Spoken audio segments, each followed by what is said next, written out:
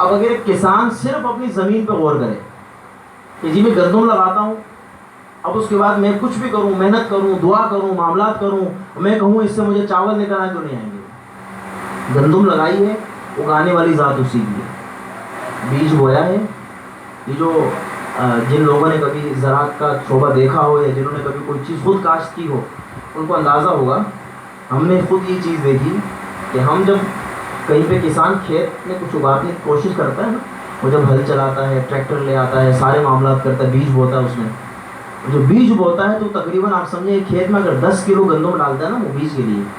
تو اس میں سے رب تعالیٰ سے 10 بوریاں دیتا ہے۔ حالانکہ بیج اس نے ڈالا تھا صرف 10 کلو، رب تعالیٰ نے اسے 100 کلو گندم دے دی اس کے بدلے میں۔ تو انسان تو اگر اپنے طور پہ غور کرے وہ تو یہی کہے گا جی مجھے تو 10 کلو ملنی چاہیے، 10 کلو کے بدلے میں 10 کلو، لیکن رب تعالیٰ نے جو 10 کلو کو 100 کلو سے بدلا، تو اسی کی قدرت ہے نا، پیچھے اسی کا معاملہ نظر آتا ہے۔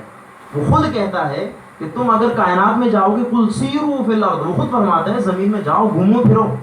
لیکن کیا مزے لینے کے لیے نہیں، غور و فکر کرنے کے لیے۔ فانظروا، غور کرو، اس کے بعد غور کرو، تم کائنات پہ غور کرو، تمہیں ہر چیز میں تمہیں غور کرو، چاہے وہ جھٹلائے ہوئے ایسے لوگ جنہوں نے رب تعالیٰ کو جھٹلایا، ان پر عذاب آیا، ان کی بستیوں سے گزرو تو ان کے معاملات دیکھو، ان کی تاریخ جاننے کی کوشش کرو، رب نے کیوں عذاب دیا،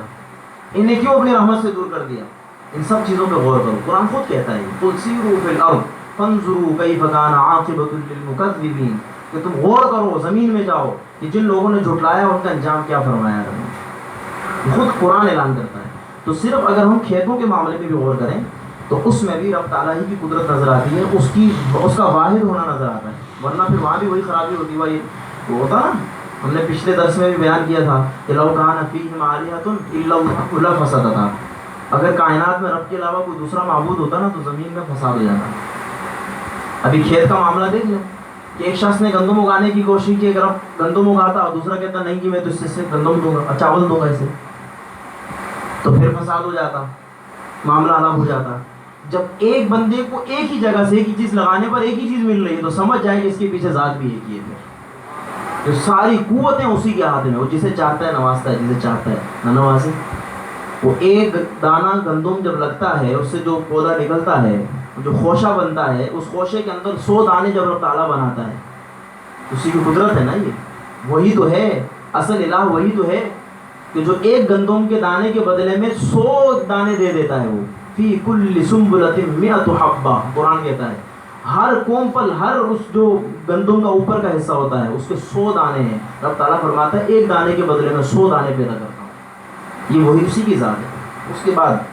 آپ دیکھیے خود قرآن اعلان فرماتا ہے، قرآن فرماتا ہے افرأیتم ما تحرثون، یہ جو کھیتیاں ہیں، جو زمین ہے، اس پہ تم غور کرو، افرأیتم، تم اس کی طرف دیکھو، ما تحرثون، جو تم اگاتے ہو نا، اس کی طرف ذرا غور و فکر کرو، کیا ہوتا ہے، انتم تزرعونہ ام نحن الزارعون، اسے ہم نے اگایا ہے یا تم اسے اگاتے ہو۔ قرآن خود فرماتا ہے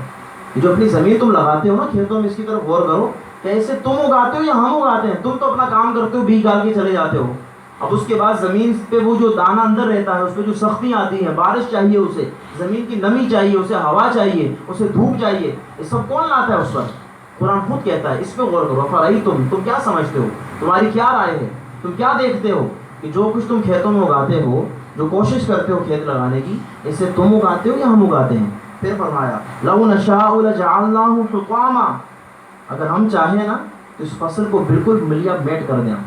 ختم کر دیں، تمہیں ایک دانہ بھی اس میں سے نہ ملے۔ رب فرماتا ہے فظلتم تفکہون، تو پھر فرمایا کہ اس کے بعد تم افسوس کرتے رہو گے، اگر ہم اسے ایسا بنا دیں نا، ملیا میٹ کر دیں، ضائع کر دیں، تباہ کر دیں، تو پھر اس کے بعد تم افسوس کرتے رہو گے میری اتنی ساری محنت ہوگی۔ ہوتا ہے نا بعض اوقات کسان پوری کھیت میں محنت کر کر کے اچانک سیلاب آ جاتا ہے، پانی سب کچھ بہا کے لے جاتا ہے، اس کے بعد انسان افسوس ہی کرتا ہے کہ میری فصل ضائع ہو گئی، میرا معاملہ، تو اس کے پیچھے بھی رب تعالیٰ کی قدرت ہی ہوتی ہے، کوئی نہ کوئی وجہ ہوتی ہے۔ بعض اوقات ایسا بھی ہوتا ہے نا کہ ہم ایک چیز غلط کر رہے ہوتے ہیں، ہم سے کچھ پیسہ مکس ہو جاتا ہے حرام کا حلال کے ساتھ، ہمیں اس کا اندازہ بھی نہیں ہوتا، اچانک ایسا معاملہ ہو جاتا ہے کہ پورا پیسہ ہم سے چلا جاتا ہے، ہم تو افسوس کر رہے ہوتے ہیں میرا پیسہ ضائع ہو گیا، لیکن حقیقت میں رب تعالیٰ ہمیں حرام کھلانے سے بچا رہا ہوتا ہے۔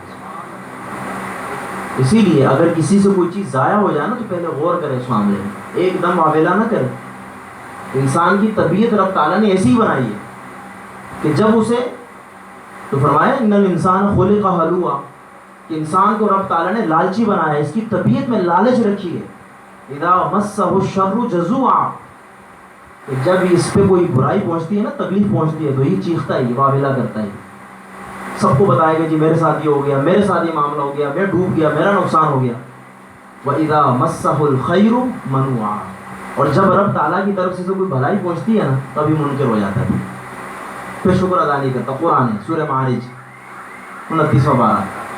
کہ جب اس سے کوئی برائی پہنچتی ہے تو یہ سب کو بتاتا ہے. بیماری پہنچ گئی، اب اس کے بعد سب کو بتائے گا جی مجھے یہ بیماری ہو گئی، مجھے بیماری ہو گئی، سر میں درد ہے، پٹی باندھ کے گھومنے لگ جائیں گے. بزرگ کا واقعہ ہے نا، ان کے سامنے ایک شخص آیا اور غالباً شیخ سعدی رحمۃ اللہ علیہ کے والے کہ سر پہ پٹی باندھی ہوئی تھی اس نے. تو انہوں نے پوچھا کہ سر پہ پٹی کیوں باندھی ہوئی ہے؟ شخص نے کہا حضرت سر میں بڑا درد ہے.